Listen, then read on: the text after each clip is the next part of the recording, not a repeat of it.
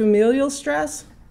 You have had some things happen in your life. Maybe you have experienced racism, maybe you experience sexism, maybe you're a target of something. There is incredible resilience in everybody these days. There just has to be. And what's great about challenges is that they create this inner sense of like, you know, of resilience, which is incredible because it builds our strength and it builds our character and it builds our sense of like, I can navigate this life. So if you look at resilient, like just check in and see if you feel like, how is your resilience in life? Do you feel like it's pretty strong?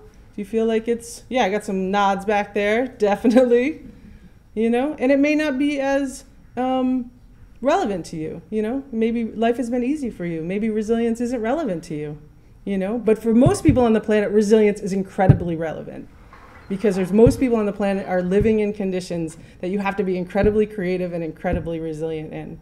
And that is a beautiful thing in the sense of the human spirit and human agency. So I think resilience is an incredible part of health and wellness.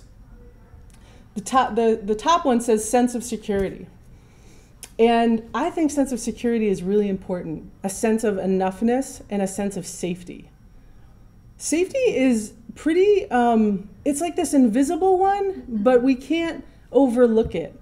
It's the sense of when I walk home to my place in the West End at night, do I think I'm gonna get gay bashed, right? Am I bracing for, like, you know, anybody to attack me? And I think women deal with this a lot. The sense of how safe do I feel in any given environment and safety is nuanced. Safety can be about so many different things, and sense of security can be about so many different things. So like for you, it's just gonna look different than for her. And it's not, no one's right here. It's just that we all get to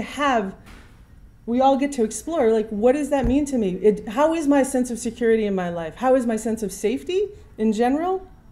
Do I live with safe people? Did I grow up with safe people? Was my home safe? Was it not? If it wasn't, am I still sort of feeling like, you know, that's living in me? How does that affect my life now? Sense of security can also mean sense of economic security.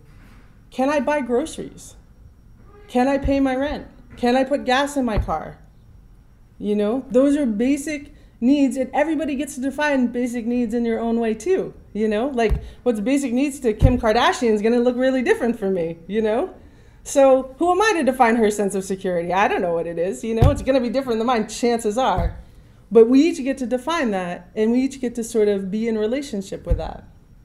So that's sense of security. The third one is potency. And I like to call it potency, like is the kapow factor. It's like how much do we live in our life where we have that vitality? Like, is our blood full of life? Is our being full of life?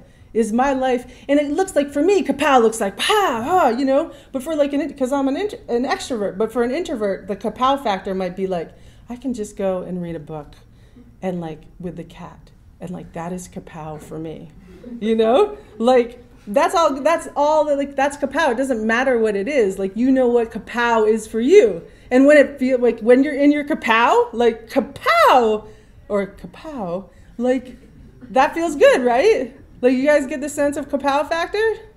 All right, yeah? Wouldn't that be kameow? Kameow? Absolutely, it could be that too.